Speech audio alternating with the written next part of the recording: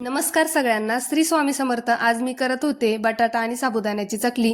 त्याच्यासाठी 4 किलो बटाटे आणि 1.5 किलो साबुदाणा घेतला होता. बटाटे छान उकडून घेतले आणि पुरणाच्या गाळणीने बारीक करून घेतले. पुरणाच्या गाळणीने बारीक केले तर लवकर बारीक होता, हात चिकट होत नाही आणि वेळ पण वाया जात नाही. बटाटा आधी आहे ना मी फरशीवर काढून घेतला. फरशी आधी क्लीन करून घेतली होती बरं का.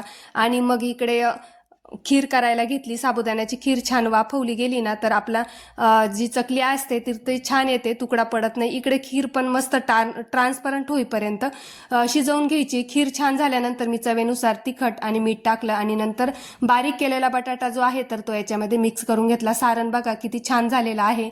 आणि सारण झाल्यानंतर मी चकल्या पण करून घेतल्या. चकल्या करायला मला 1.5 तास लागला असेल आणि बघू शकता तुम्ही चकलीला कलर पण छान आला आहे. आणि जास्त जर लाल तुम्ही करायला गेले ना तर ठसका येतो खाताना, त्याच्यामुळे जास्त तिखट पण टाकायचं नाही. 4 वाजता मी पलटून दिल्या म्हणजे चांगले दोन्हीकडून वाळवले जातील. फायनली ह्या ज्या चकल्या आहेत त्या वाळल्या गेल्या होत्या आणि तळल्यावर बघा किती छान फुलली, तिप्पट फुलली ती चकली. आणि फायनली चकलीचा कलर पण आहे तर तो छान आलेला आहे. तर चला भेटूया नेक्स्ट व्हिडिओमध्ये. तोपर्यंत सगळ्यांना बाय.